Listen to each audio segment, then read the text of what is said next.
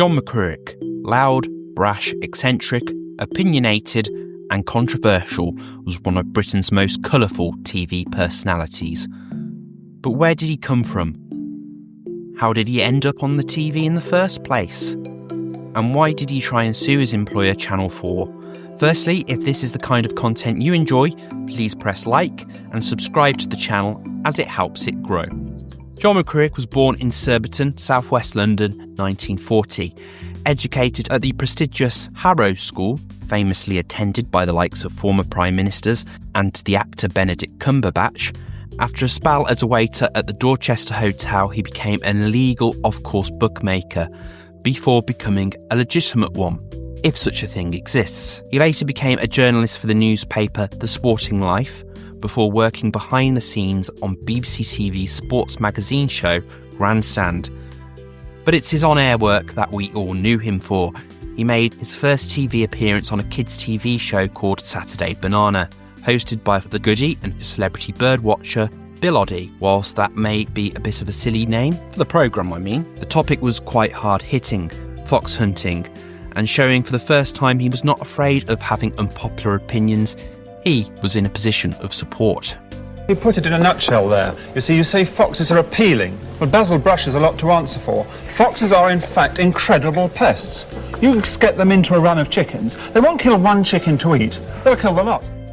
And to think kids preferred Tiswas to this. It was in 1981 he began a regular role on ITV Racing, which morphed into Channel 4 Racing later. His persona and that unmistakable dress sense spoke for itself. Fans did love the pantomime villain persona.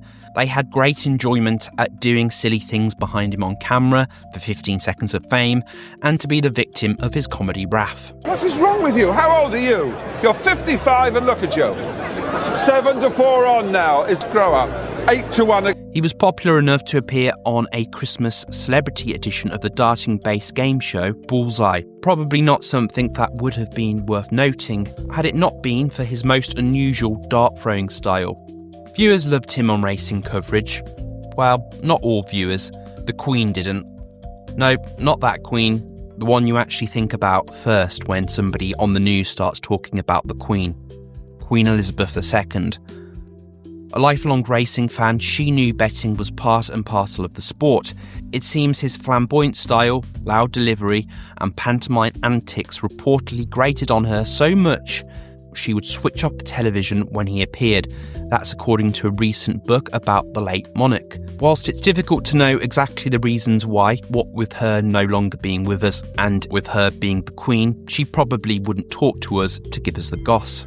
But it's safe to say tradition, restraint, decorum, all the things the Queen prized were not exactly McCririck's strong suit. McCririck was a Marmite character. In the 2000s, while still working on Channel 4 Racing, he found a second career as a reality TV star.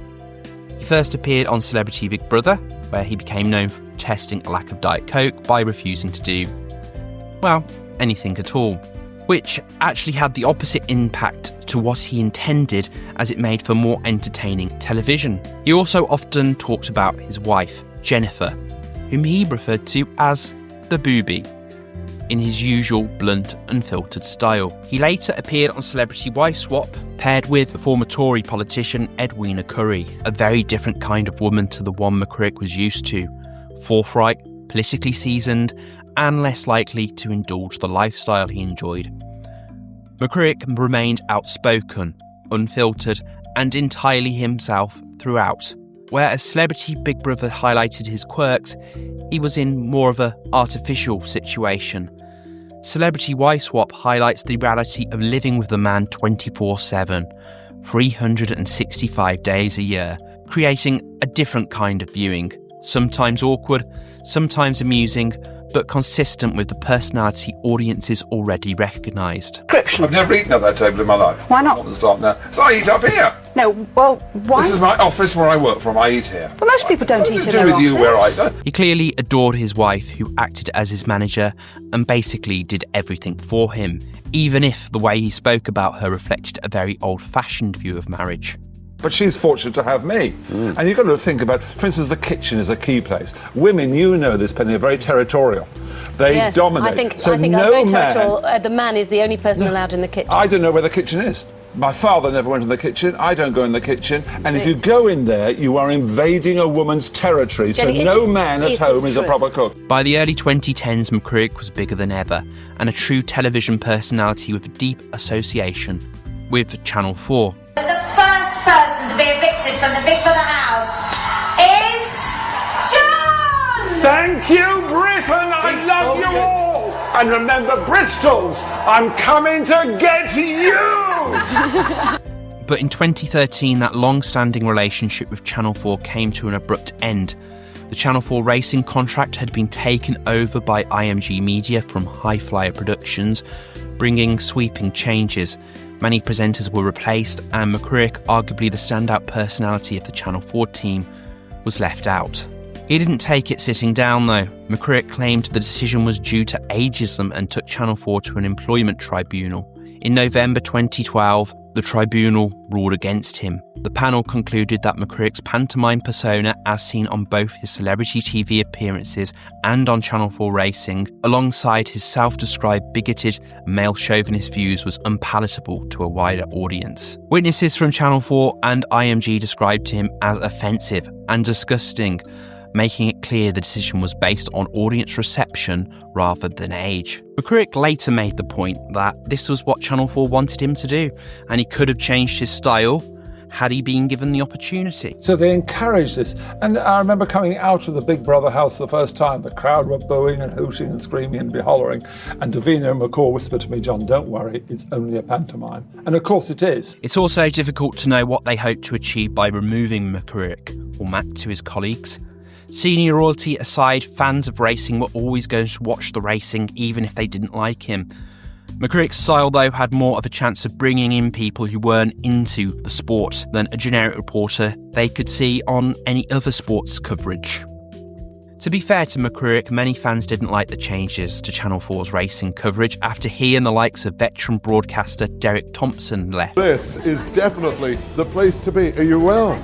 I thought you were. The new team was considered to be a bit flat and boring in comparison to what went before. Was kindly on hand to offer up some answers now. With the slightly rougher around the edges but livelier coverage the High Flyer produced programme brought. And one year their star presenter Balding, who they'd brought over from the BBC to front their racing coverage, didn't bother to present the Grand National, the flagship event in the racing calendar, because she was busy hosting the boat race on the BBC. Anyway, in 2017, Channel 4 lost all racing rights. This time, they went to the broadcaster ITV, with a new team that had a new confidence that was more popular with viewers. In 2018, concerns were raised after a TV appearance where McCririck appeared visibly thinner and weaker. He later appeared on ITV to explain that he had been struck by a nasty bout of flu, but was recovering. Within 12 months, he had passed away, with lung cancer reportedly the cause. Since his death, several reports have painted a different picture of McCririck, as kind and generous. That is why John McCririck was unique, because only he could talk to the public in the way he did. In the same ITV interview, he also spoke candidly about the toll losing his Channel 4 role had taken on him.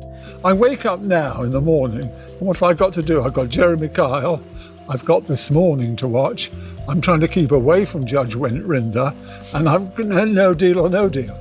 Showing a side of the man that rarely reached the public eye. John McCririck in many ways was impossible to ignore. Loud, flamboyant, controversial, but always unmistakably himself. On screen, he was a showman. Behind the scenes, he could be kind and generous. He left a mark on racing, on reality TV, and on the British public who love an eccentric personality. For a man who was hated by many, including the Queen of the United Kingdom, he sure did bring a lot of entertainment. Let us know what you thought of McCririck in the comments. Subscribe to the channel as it helps us out, and like the video, if indeed you did.